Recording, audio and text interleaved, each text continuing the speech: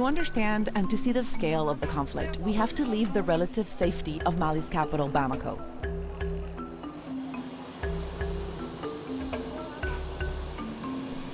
We must head north to Timbuktu.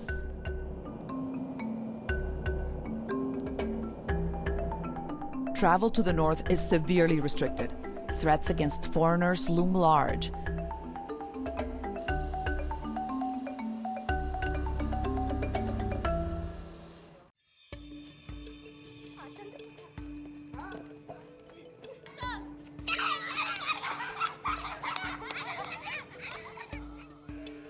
People traveling in and out of Timbuktu by road or along the Niger River still face attacks.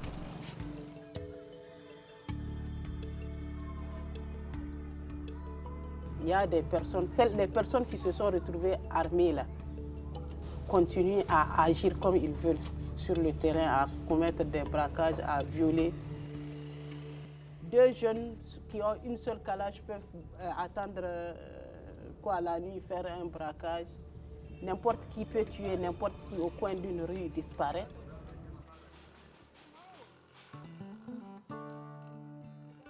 Fatuma Harper is a teacher in Timbuktu. Ça va bien?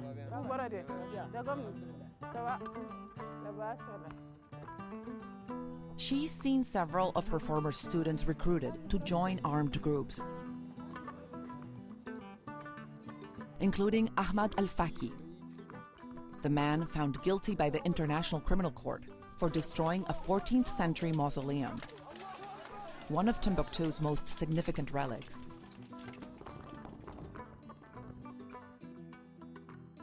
Je dis, mais comment c'est Al-Faki qui est en train de détruire? Parce que vraiment, c'est quelqu'un que je sais qu'il a lu le Coran, il maîtrise parfaitement le Coran.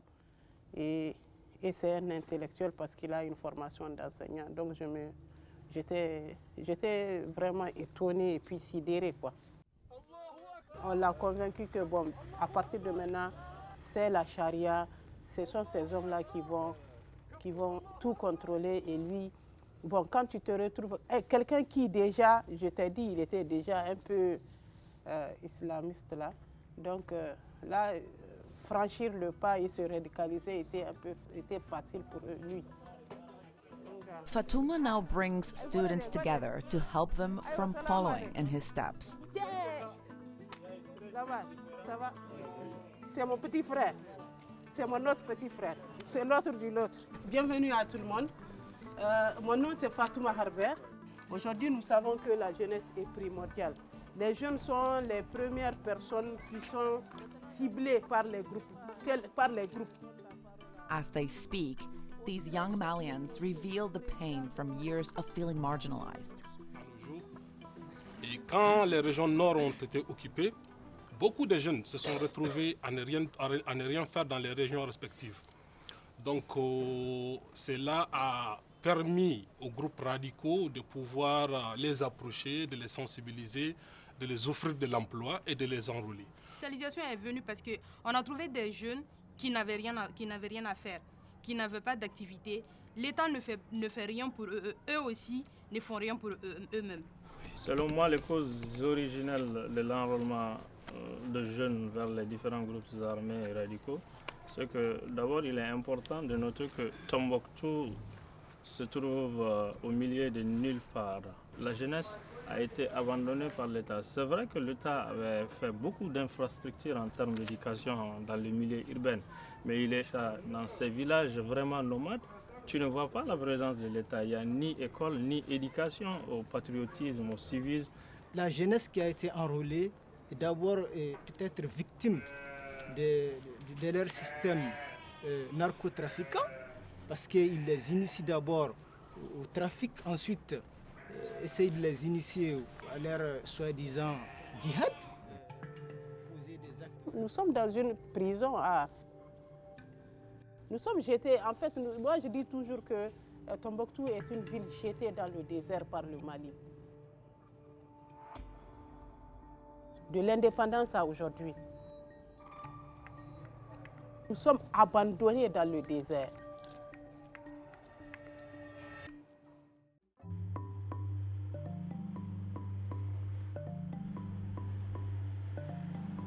There are more than 13,000 UN peacekeeping troops stationed in Mali.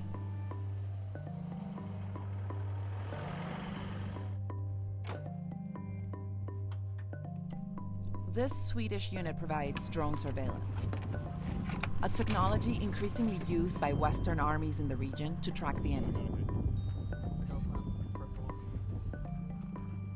For a UN convoy on a patrol, that means some added safety.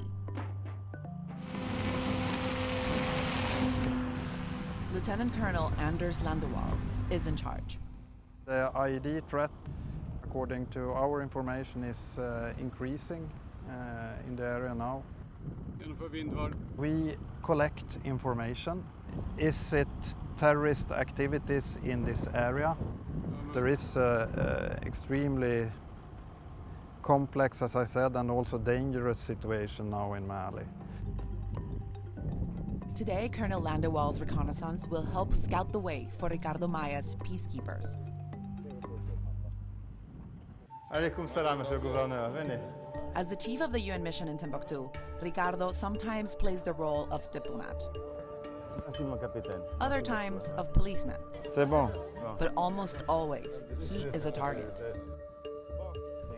Today he will show us what peacekeeping is, when arguably there's still no peace to keep.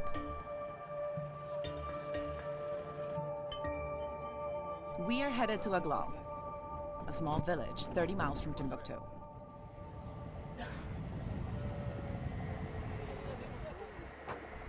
The mission is to deliver a water pump. Mali's northerners have long complained about the lack of development here, and the UN hopes these missions will aid in meeting their needs.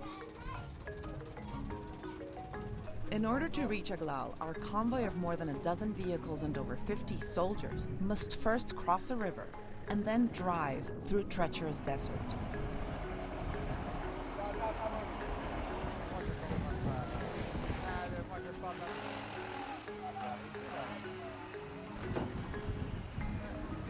Armed groups and jihadists take refuge here.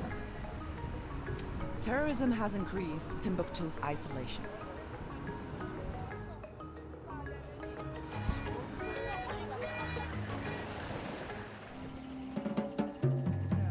After a tense journey, a warm reception. Oh, Amélie, ça va, Amélie? Vous allez bien? Bonjour. Bonjour, bonjour, bonjour. Aglal only has one well that is shared among residents, livestock, and the little agriculture that exists in what feels like a sleepy village. For Tuaregs, the nomadic ethnic group that live here, water is life. And the promise of a water pump fuels goodwill towards the UN.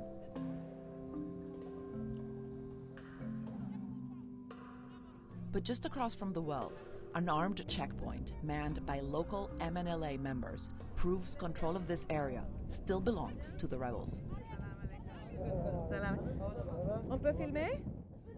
Alors la question c'était justement si c'était un checkpoint et pourquoi vous devez avoir un checkpoint armé ici. On voulait savoir la raison.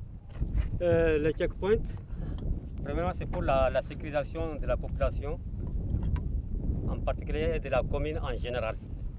C'est quoi la situation de sécurité? Qu'est-ce qu'ils pensent sur ça? La sécurisation, bon, pour le moment, les checkpoints font de leurs possibilités pour mener une sécurité normale.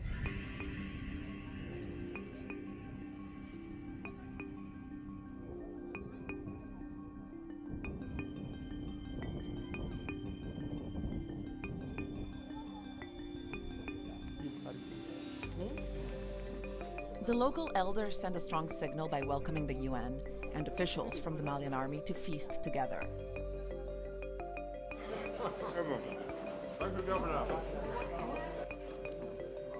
They also let Ricardo speak to the community about what he cares about most, building trust between the UN and the village, and ending the bombings against the UN patrols. Bonjour, je m'appelle Ricardo Maya, je viens de l'Italie. La MINUSMA est ici pour accompagner le processus de paix, mais la paix est faite par les communautés. Elle est faite dans le cadre du Mali et avec les autorités maliennes. Et c'est à la requête de Hameli,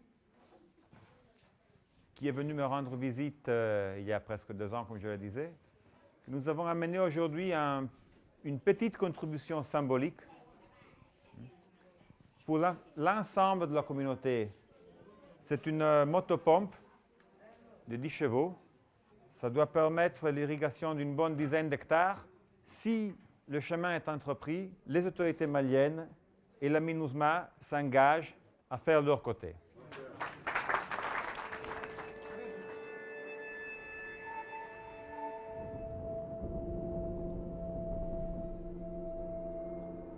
C'est une pompe de la paix, c'est un symbole. Si les moissons sont bonnes, il y aura un suivi, mais il faut que les problèmes sur la route de Bambara s'arrêtent. And so, 8 hours after our arrival, in a convoy of armored vehicles, with drone surveillance monitoring our every move, the water pump exchanges hands.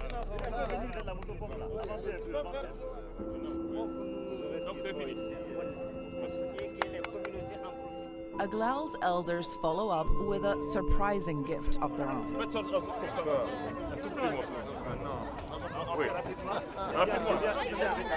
taureau, il s'appelle Italia.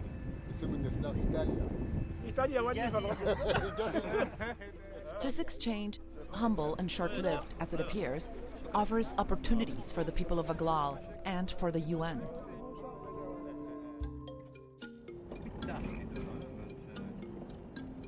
A few short days after delivering the pump, Timbuktu has become unsafe for us.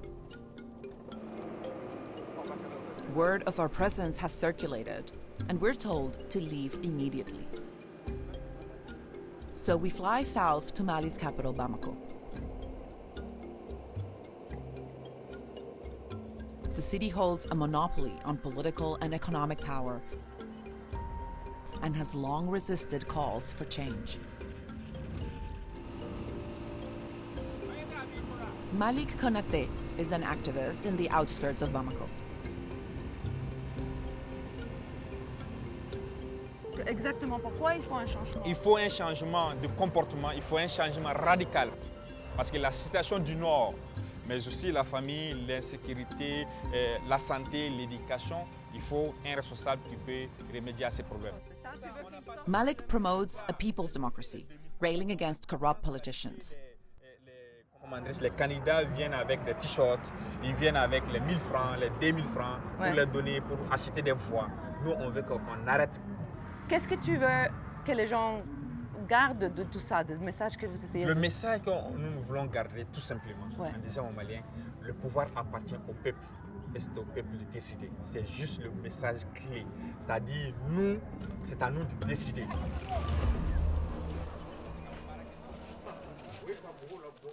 Another strong voice from inside Mali is Rasbat, a former radio DJ who's amassed a huge following by holding rallies across the country.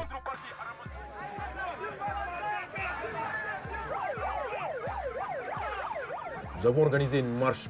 On s'est dit, comme Martin Luther King, comme Mahatma Gandhi, je ne peux pas être témoin de cette souffrance qui a été imposée, infligée à mes frères, du fait de l'incapacité de mon État.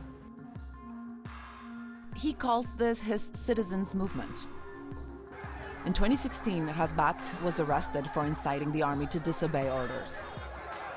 His followers rioted in protest, and charges against him were dropped. Le président a dit que la seule personne dont il avait peur, c'était vous. Pourquoi il a dit ça? Je ne vois pas en quoi il peut avoir peur à Rasbach. Je suis un citoyen en face de vous, je pèse 35 kilos. Du point de vue masse, du point de vue pouvoir, pour avoir un quelconque pouvoir de sanctionner quelqu'un, du point de vue pouvoir législatif, je ne suis pas député. Si j'ai un pouvoir, c'est un peu le pouvoir de la vérité que je tiens. He believes the lack of development perpetuates Mali's instability. Je travaille aujourd'hui, le taux de natalité étant de 3 et quelques %, Au Mali, nous en produisons chaque année 210 000 jeunes arrivent sur le marché de l'emploi. Malheureusement, la capacité d'absorption du marché est moins de 5%, ce qui laisse en chômage près de 95% de jeunes. Un populiste djihadiste arrive à taper à leur porte et leur fait une offre. Ils n'ont pas le choix, ils sont vulnérables. Et quels sont les moyens de revendication C'est pour comme toi, tous les pays, ton mais comme tous les pays démocratiques du monde. Une chambre destinée à défendre les intérêts des commerçants. Avoir été témoin de la chute des 2/3 de mon territoire entre les mains des bandits armés. Vendre l'insécurité du Mali. Si le Mali tombe, c'est l'Europe qui va couler. Si le Mali tombe, c'est les djihadistes qui vont faire du Sahel leur nid, former les gens qui vont aller poser des bombes à New York, à Paris, à Londres, partout. À ce rythme-là, on ne s'en sortira jamais, c'est un cercle vicieux. Je suis un citoyen d'un pays qui est indépendant juridiquement dans les institutions internationales, comme Pierre se tape la poitrine avec son pays dans les institutions internationales.